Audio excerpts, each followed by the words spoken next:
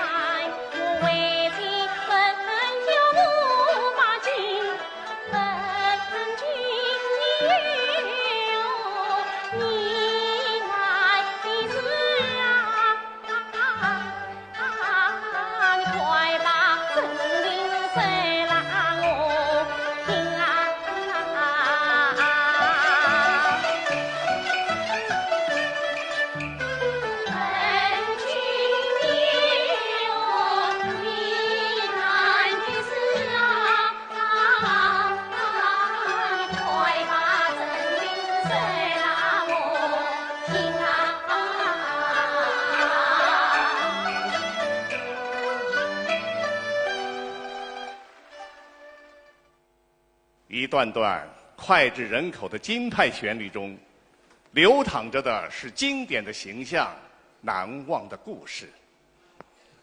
从严兰珍到祥林嫂，从江水英到许广平，从李秀英到崔莺莺，我看过许多金彩凤的演出，一个个鲜活的形象，她那委婉中见刚劲，昂扬中显深情的唱腔，几十年来都深深地印在我的脑海里。今晚，各路弟子汇聚一幅舞台，将为大家呈现一台金彩凤舞台艺术专场的特别之作。我看过金彩凤的表演，特别是彩楼记这个人物，是他塑造的最有特色的一个形象，也是他念念不忘的良师益友黄沙亲自指导的戏。一出出京派艺术经典剧目的诞生，正是他们俩为粤剧艺术事业携手奋进的最好见证。彩楼记剧中人的甘苦与共、不离不弃的相守，也让人联想到台上台下共同走过风风雨雨的粤剧黄金。小弟，你慢点走啊！小弟，到了，到了，到了！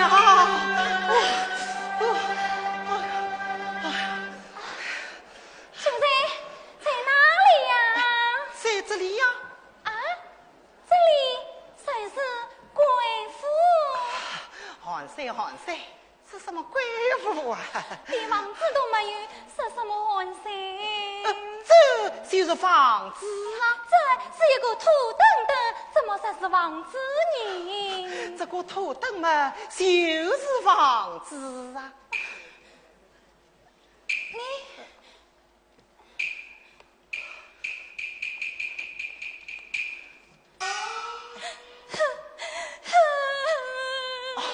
小弟，不要地哭，不要地哭。现在我不哭，我这是手里没有房子。小弟，不用烦恼，等我们事后私有发觉，把这高楼并立起，哪怕没有房子啊！可是事情只在这里，岂不凄凉？哎，小弟，你看此地山花土香，莫着动居，青山绿水是百鸟争鸣。你闹得很，不会凄凉，不会凄凉的。小弟，门在哪里呀？这就是门啊！这是一条破鞋子，这叫做院门。好一个院门。小弟，这门外看似此次，可是这里面啊，倒是别有一番风光哦。里面还别有一番风光，把俺团团这个风光嘞！哎呀，小弟，你怎么了？怎么了？哎呀，头棒痛了！你怎么不小心？我来与你敷敷痛。小弟，待我先进去，双儿用手搀扶小弟。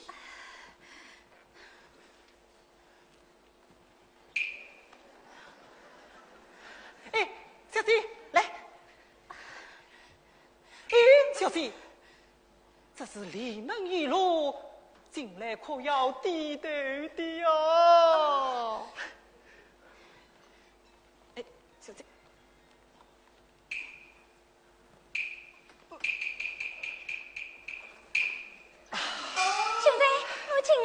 进来了，进来了。头可以抬起来了吗？可以了，可以了。哎呀，不好不好，房子倒下来了，房子倒下来了啊！小弟，不会倒的，不会倒的，这是用火烧炼过的，坚固得很哦。哟，这房子烧得好巧啊，没有梁，没有字，没有材，也没有瓦，真像只果子。哎，明明是房子，怎么说它是果子？小姐，这有个药啊，什么药哈？叫做安乐苦啊。安乐苦。岂不闻君子食无久饱，居无久安？有此土药，我安而居之，岂不是安乐苦啊？好一个安乐苦啊！现在大厅在哪里？大厅，哦，在此里。子房在哪里？子房哦，也在此地呀。那我房又在哪里？我房嘛，也是此地嘛。哎呀，现在我看你呀，真是有好气，有好笑。笑什么啊？喏，大厅在这里，子房在这里，你的我房又在这里。地方只有这么大小，只好都在此地呀。哎呀呀呀呀呀呀，那真是巧极了。巧什么啊？巧的我爹娘没有接我家长，要是有，现在你看该往哪里放哟？对呀，小姐没有家长，小生没有厅堂，真是巧啊，不必推销。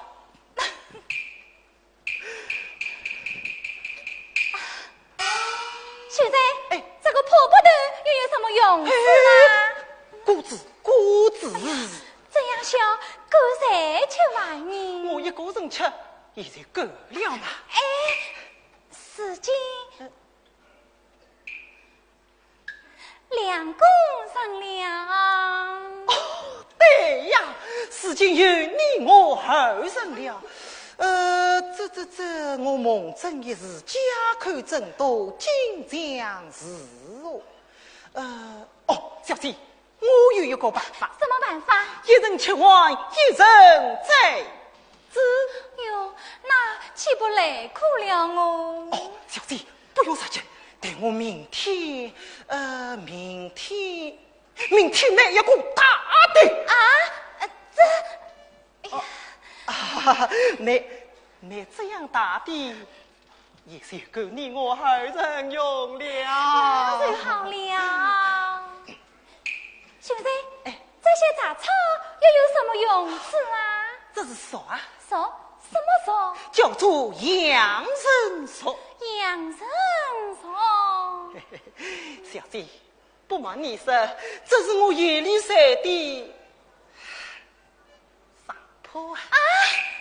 这是你夜里晒的上铺。真是。哎呀，现在，那么你莫也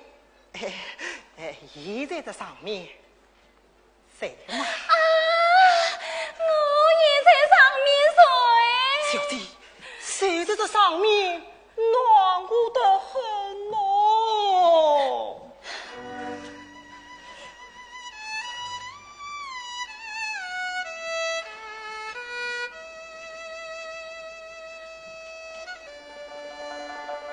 我本是相夫，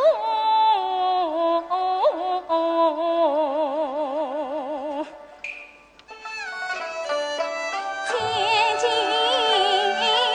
女，生长在虚伪金碧暖国中。金山一大茶中密林，城难当此贫穷。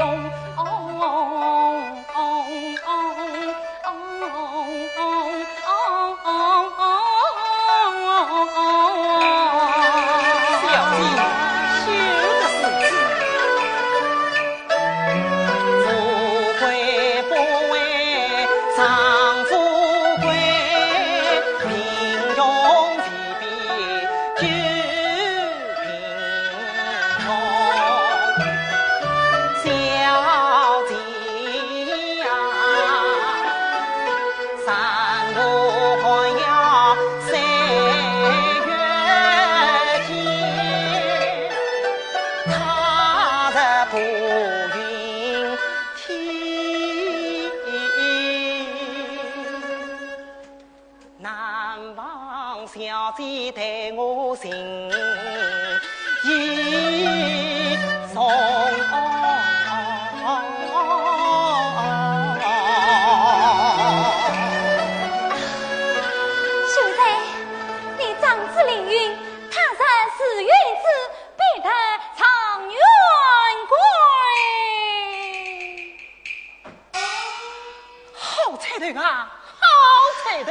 多谢小姐金口玉意，此次小姐请上受我一把，不罢也罢。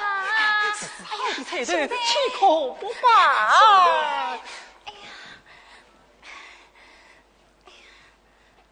哎呀，小姐，秀才，哎呀，哦，小姐，你怎么了？秀才，我了。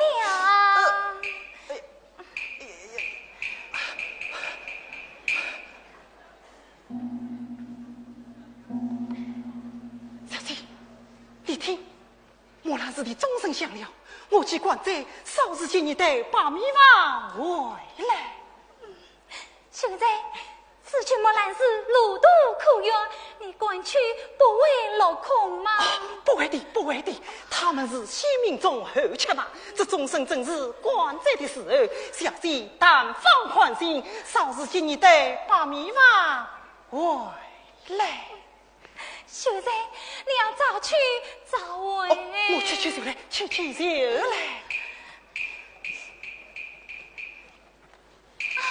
秀才，小姐，新娘子要等3朝以后才可以出来的哦。晓得。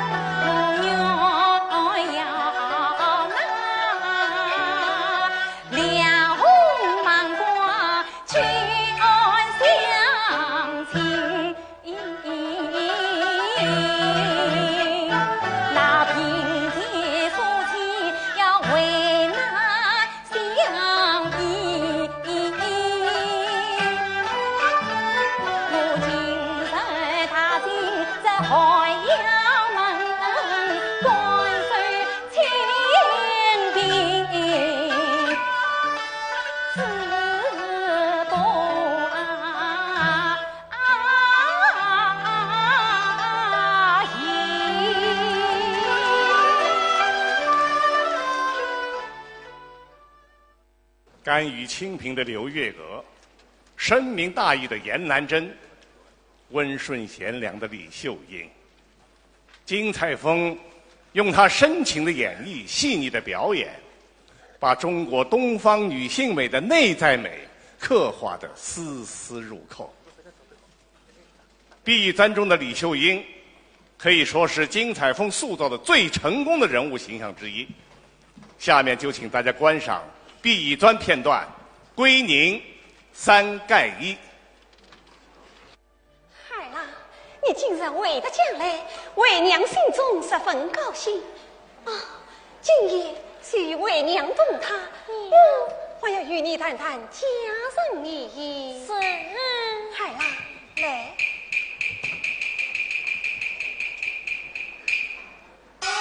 启禀夫人，姑爷差人送来书信一封，姑爷说要小姐亲自拆开。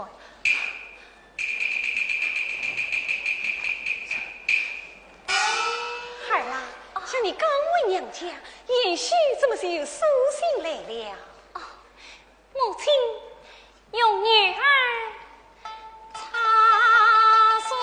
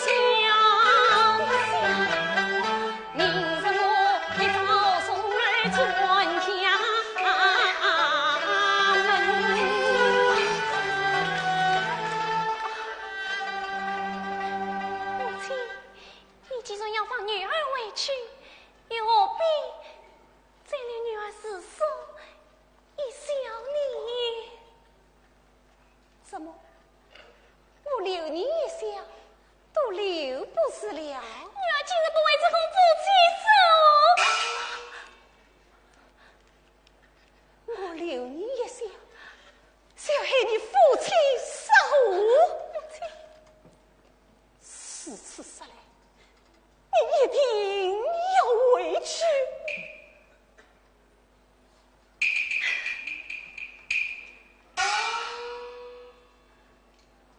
唐氏为娘，今日病死在上上母亲难道你要回去不成吗？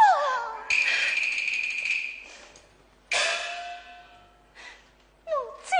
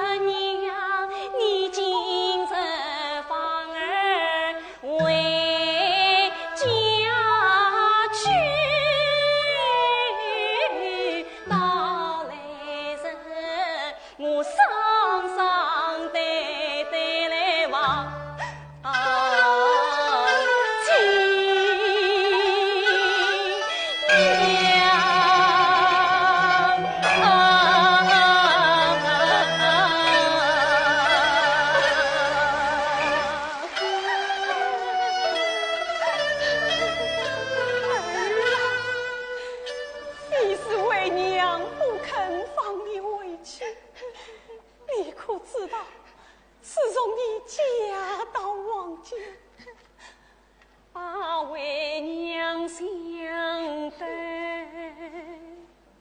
好苦。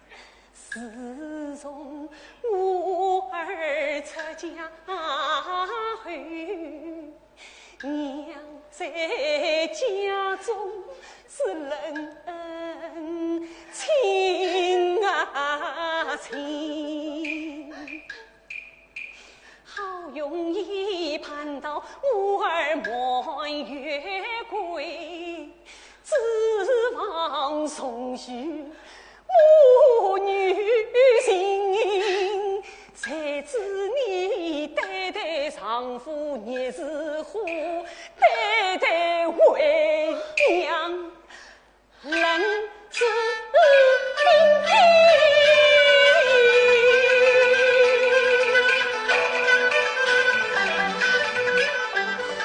我留一小多列国事啊，叫娘痛。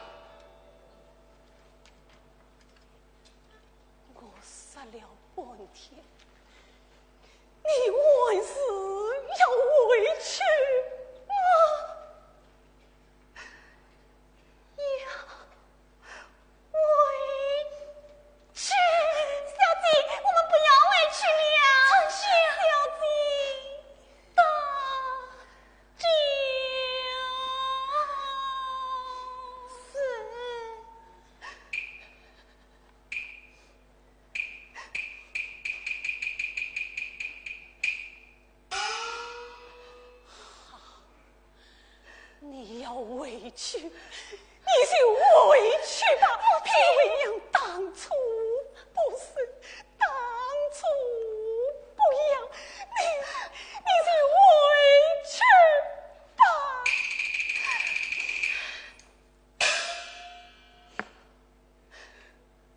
母亲，这都是女儿的不幸，母亲亲上，女儿百病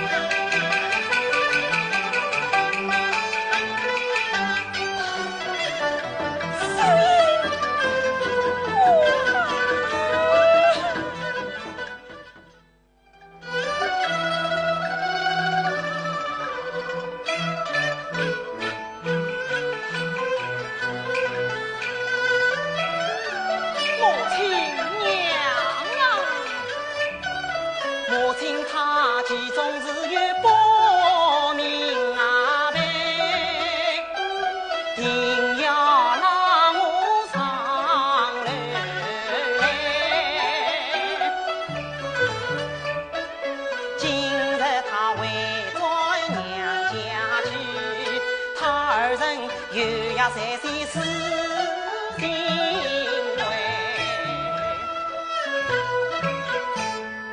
我以为他定在娘家事业上，就可以一封信书将他抬。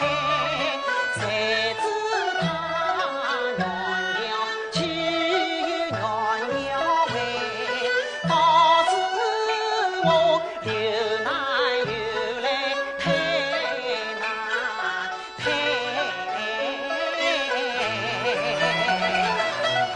先生啊，先生，像你这种水性杨花女，有何面目到王家来？今夜怎能来迎我？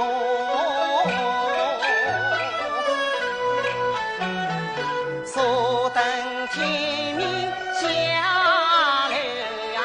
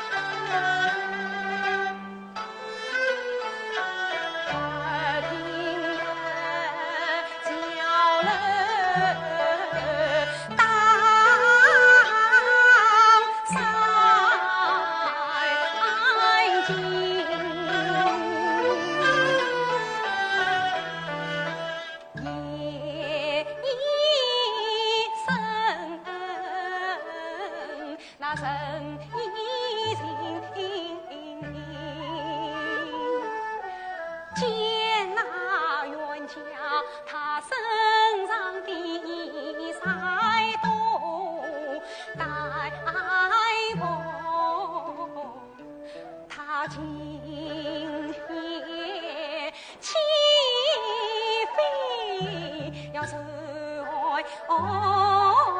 冷。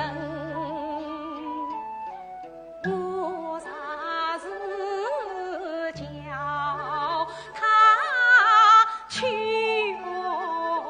爱情？那冤家是定不结好意，他把爱结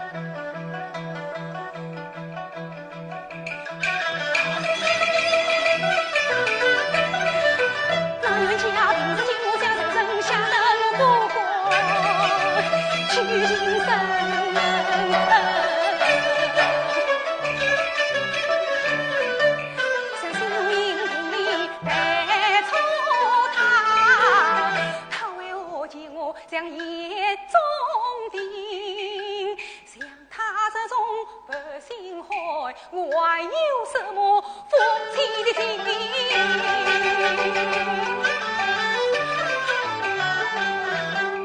我保护冤家是恩谁？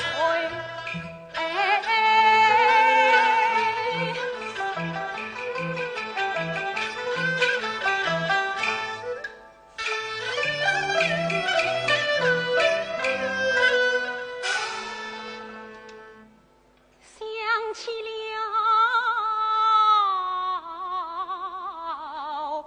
伯伯老他身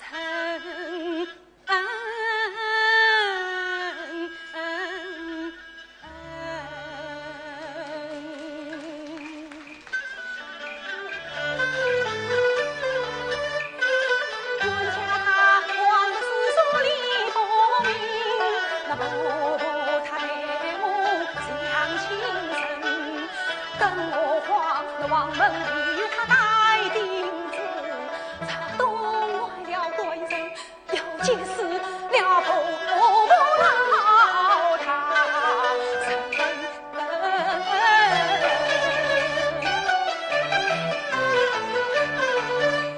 我还是那一句他给。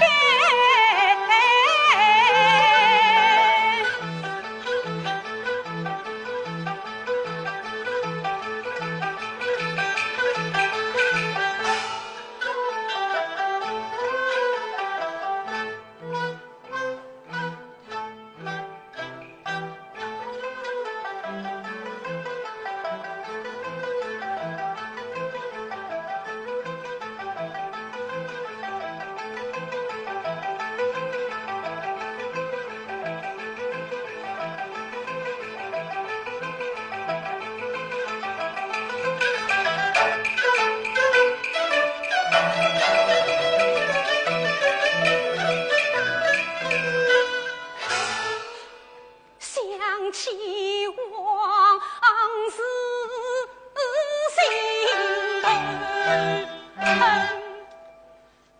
想我秀英是从家到王家，一向里地走讨贫富过错，谁知道这冤家他无缘无故竟抢我当做贼人。想今生乃是我满月之际，理该为做娘家母女团聚，这冤家他不知道暗下了什么心计，他要我冤家而去，冤家而为，等我母女痛苦。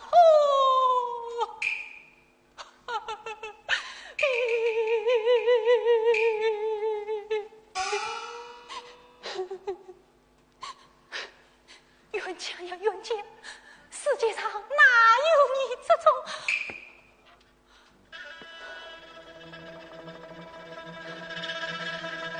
世界上哪有你这种不同情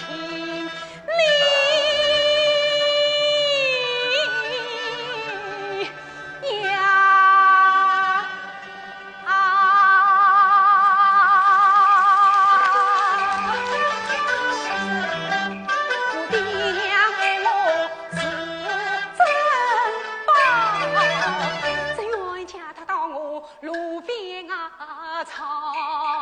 他既这样对待我任凭这冤家他动一笑。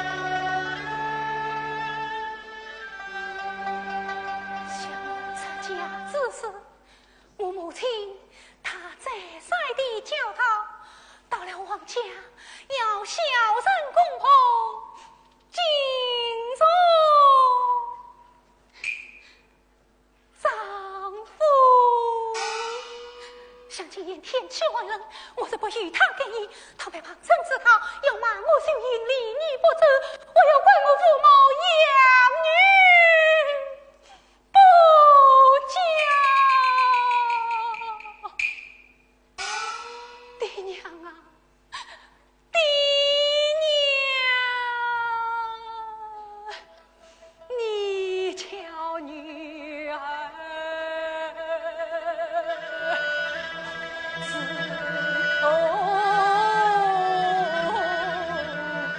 是好娘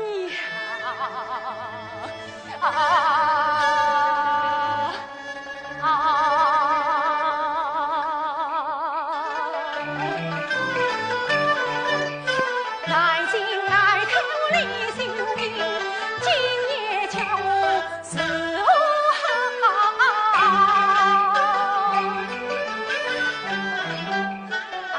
啊娘啊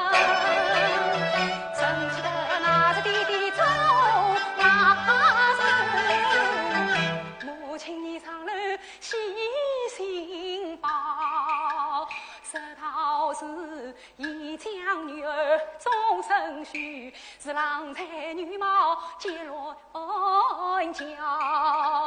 十月令这也好，他那也好；十月令貌也好，他才也高。我是口服应声心欢笑，但只望同旁化作早晨呀到，谁知道啊，进了王家是跌倒，夫妻是受尽年少，是出娘胎18载啊，这样的苦楚，我是承不了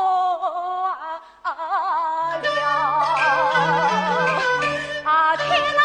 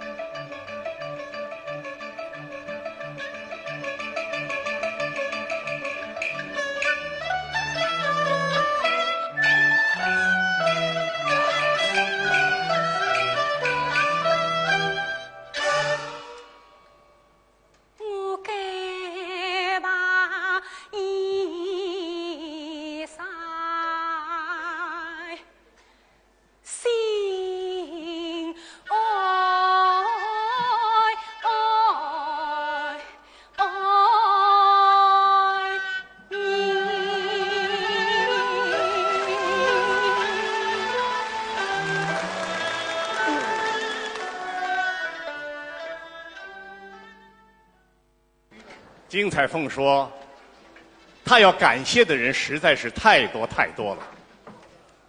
同时，她也不曾忘记，是党和越剧院的领导给了她一次一次的机会，让她在舞台上崭露头角。有一次，我看到彩凤珍藏的一张旧照片，那是在一个小岛上，彩凤正在为一个渔民老太太演唱，因为老太太没能赶到剧场去看戏。我想，这也许就是金彩凤对所有人的一种回报吧。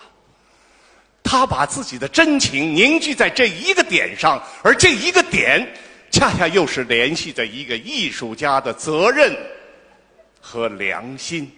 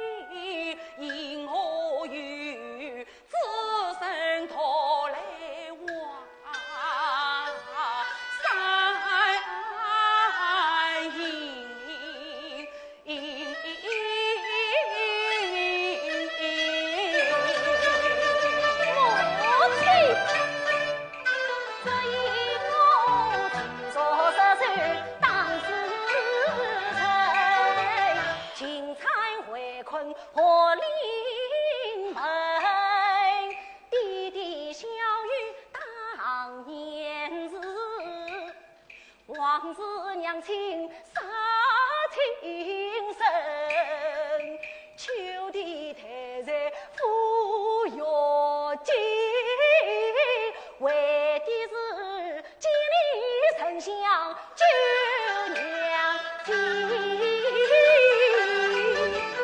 事情若得好妇女，瞒过了名字千古长三天。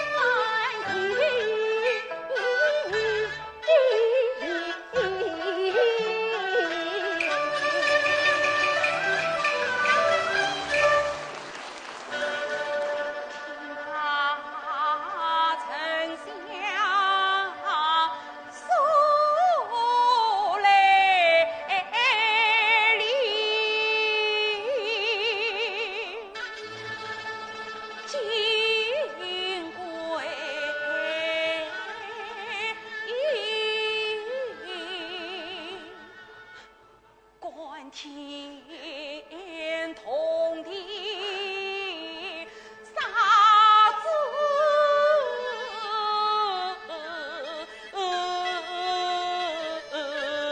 你，真乃是娘心在不及。儿生将心比心，我心中压力，岂能够为我母子团圆聚？恰害他出山母子了分开，心不用啊，理不用，这为心的事儿，我真做的儿啊儿。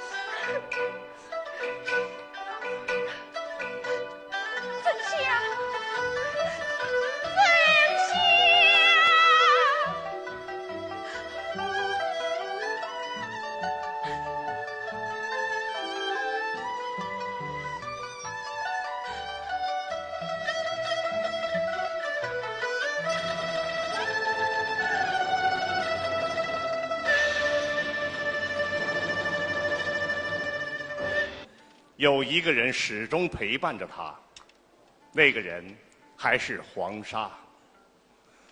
他们俩曾结伴赶赴嘉兴观看姚水娟的盘夫索夫，他们俩曾经把家中的饭厅当作最好的排练厅，在这个狭窄的陋室里，不知捕捉到了多少创作的灵感。1987年，也就是黄沙去世的前一年，他们夫妻俩又共同创作了越剧《杨贵妃》，这是黄沙生前创作的最后一部作品。由于各种原因，这出戏已经绝迹舞台多年。然而，在金采风的心底里，依然深藏着一份难以割舍的情怀。让我们一起来回顾当年黄沙对这出戏的见解吧。生死之乱呢，是在一定的历史背景下产生的，它反映了统治阶级内部的矛盾和民族矛盾。这个如果说要追究这场祸乱的责任的话，那么应当讲是君臣误国。可是现在呢，把这个罪责呢都推在杨贵妃一个人的身上，这个显然是不公平的。因此呢，不管人们这个议论杨贵妃啊有这样那样的问题啊，但是对她在马嵬坡被缢死这一点总是鸣不平的。那么这样讲呢，并不是说开脱杨贵妃的罪责啊，我只是想呢，就说怎么样更客观的来写好这个人物。好，下面就请大家观赏杨贵妃马嵬坡自缢。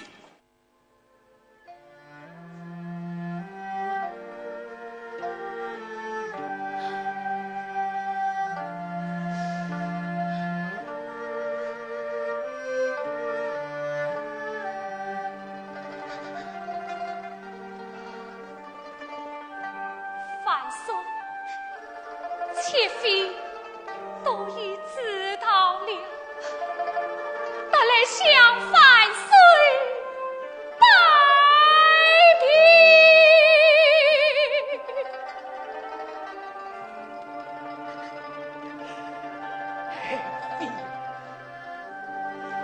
这也是四才无奈，放你宽在夫妻亲吻，宽在大唐江山社稷，朕与你跪下。万岁！你不要难过，妾妃知道事到如今，也只有这一条路了。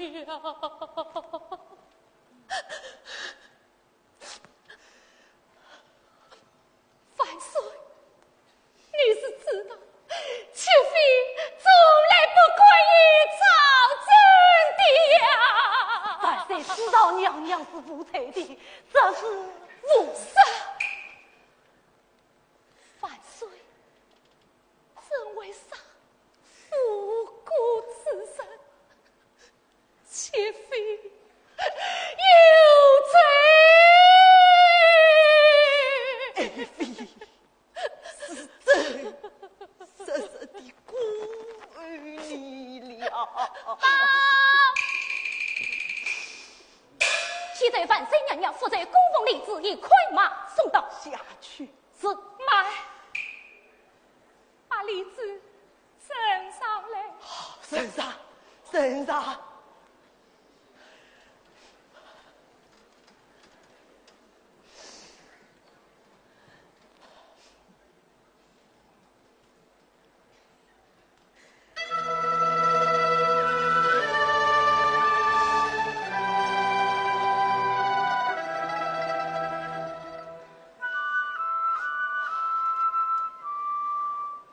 范岁，你一天没有用神，想必寂寞了。来，用李子暂且充饥吧。李子，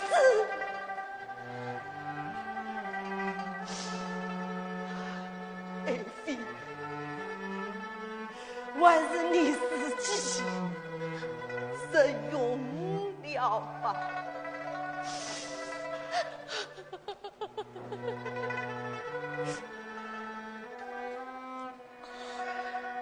高公公，谁？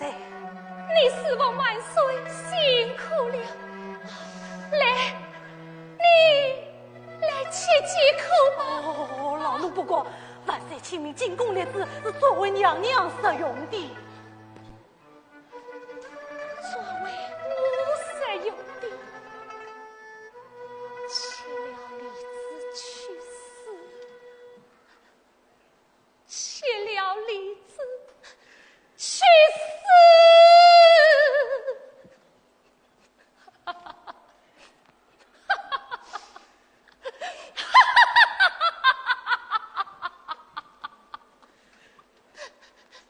吃了李子去世，真是死而有余，死而有余。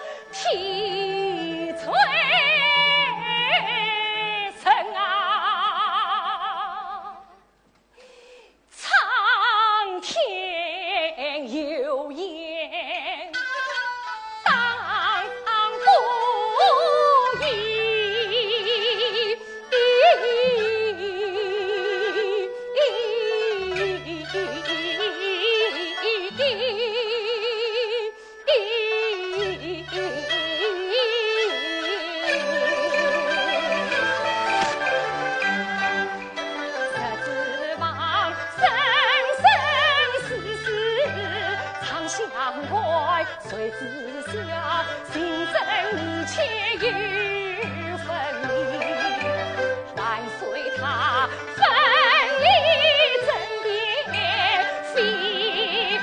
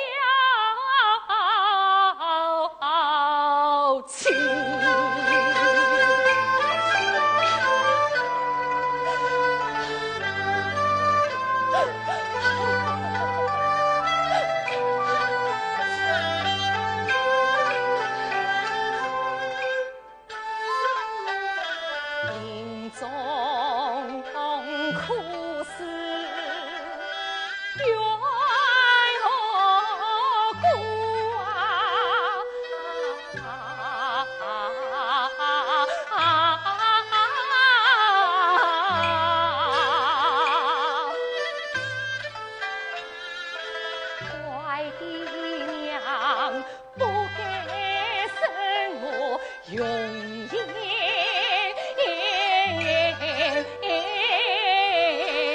里，谁望爱我永远里，两人千卷不分离。皇上爱我永远里，不顾乱人特自欺，将士们奴才我永远里。说什么与我君王成年女色，歌舞9年，多少声子子声当，国有三台张张前前，前前张张张张前前才明。先将我养飞。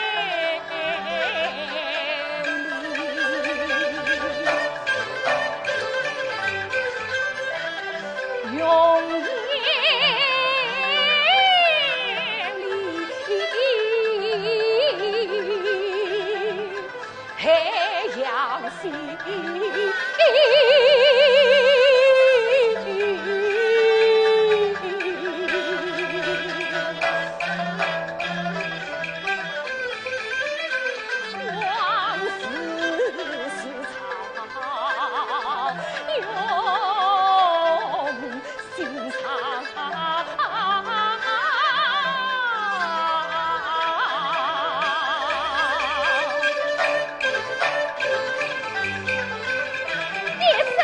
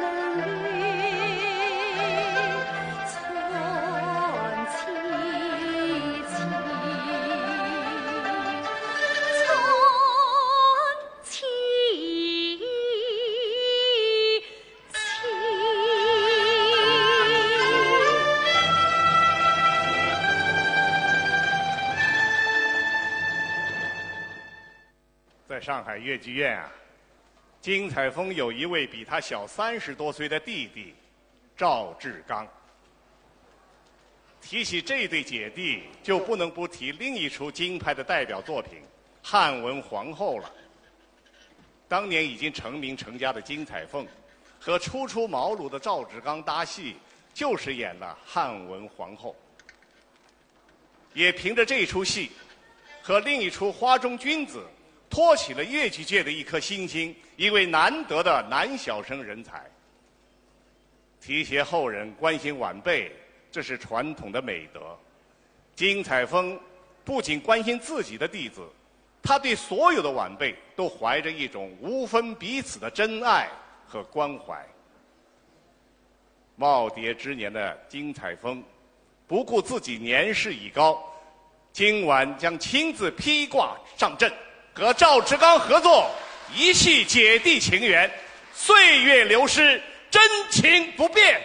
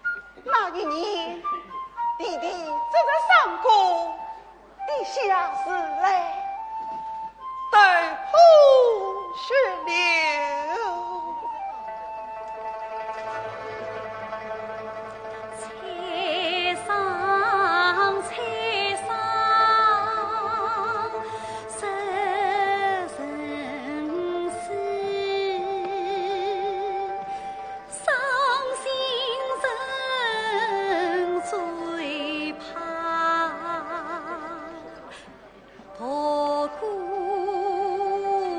事。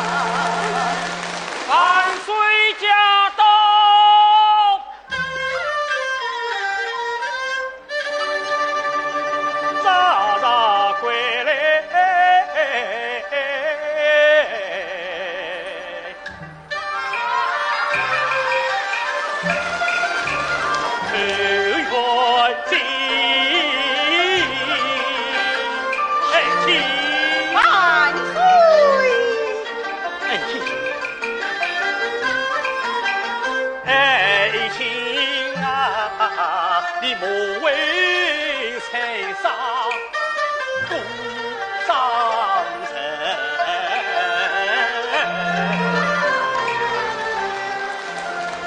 万岁！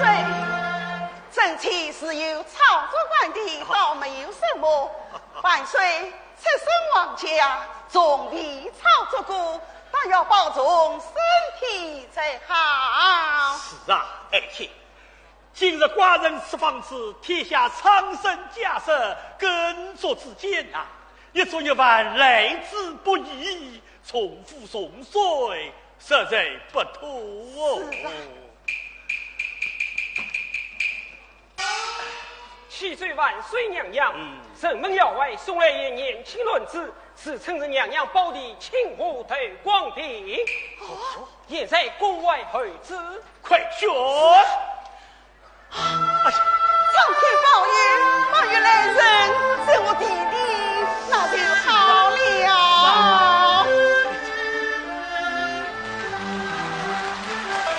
小民对光庭，叩见万岁娘娘。立正。谢万岁。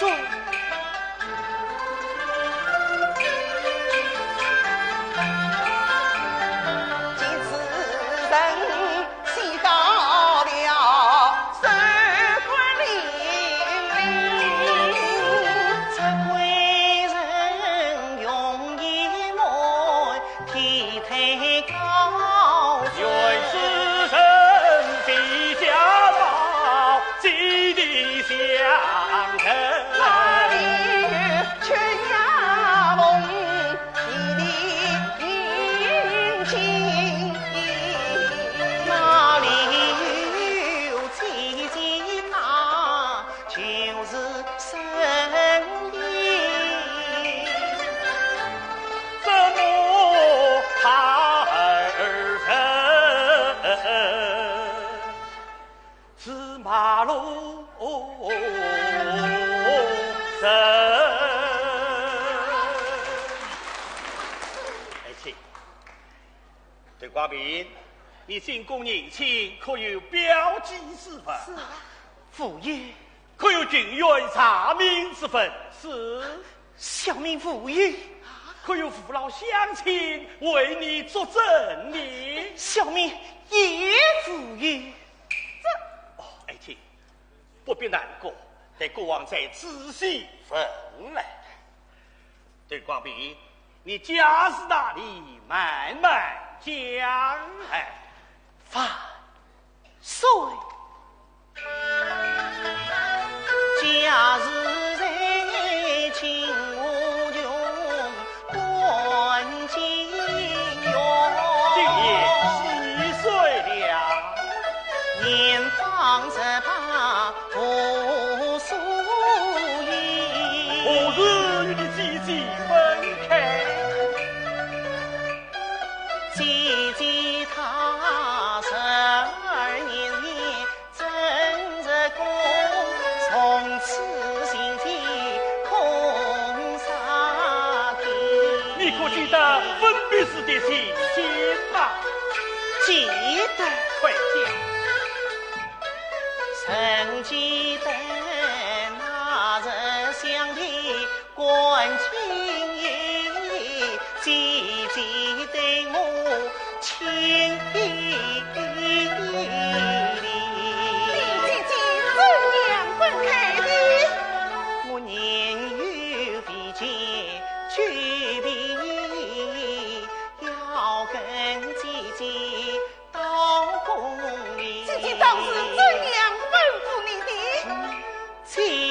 叫我从此要听阿母话，莫要把事莫相信。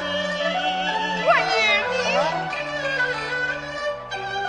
姐姐她将做小脸瑞是非，讨来米饼从饥，阿婆端盛米汤水，另引进我把头压息。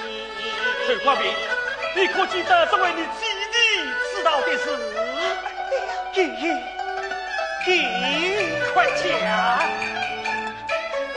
有一日弟弟病重，我才上随姐姐街上落落去采桑，我推着上路地下时，跌破了脑后可啊姐姐。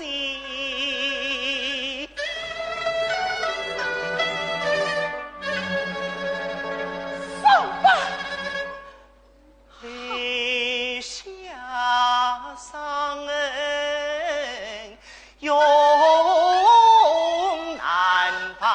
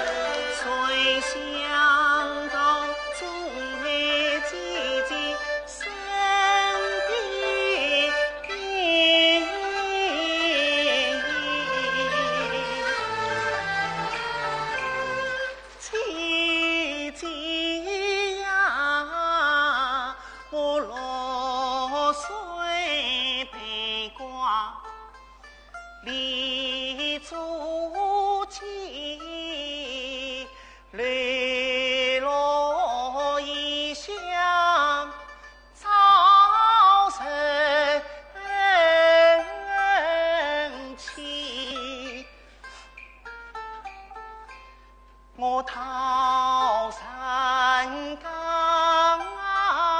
双尾，边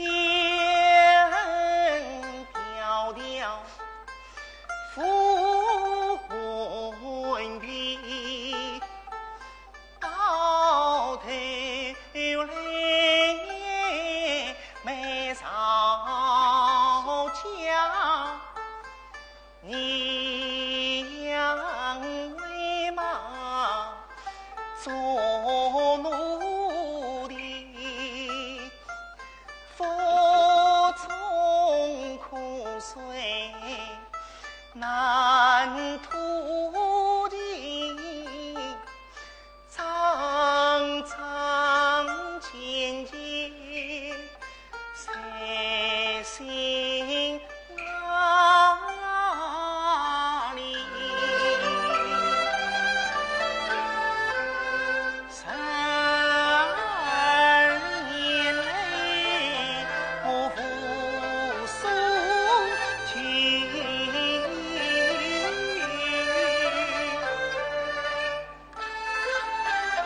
谁也相依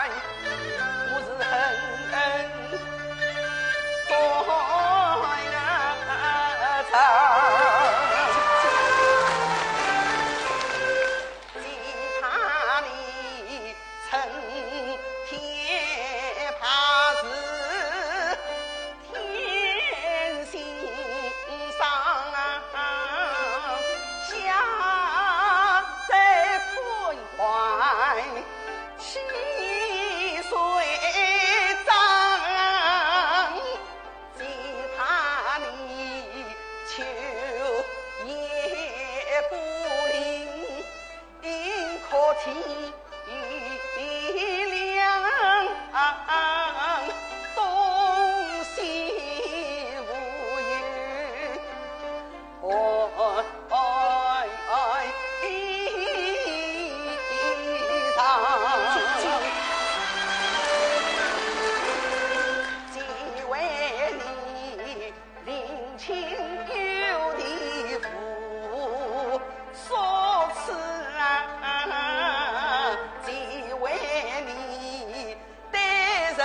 长台的机场，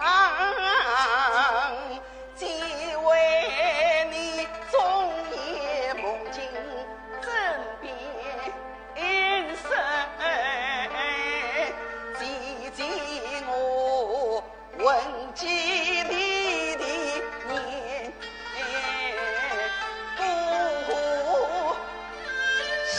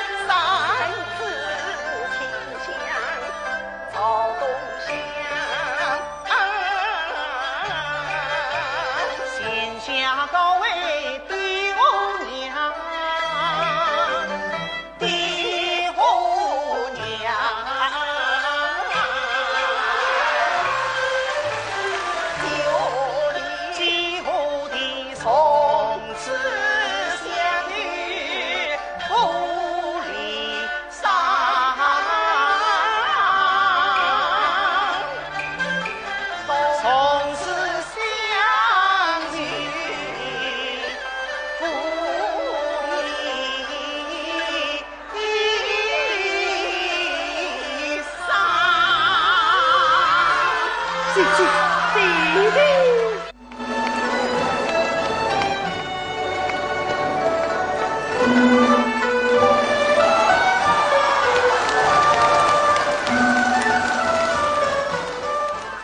11国庆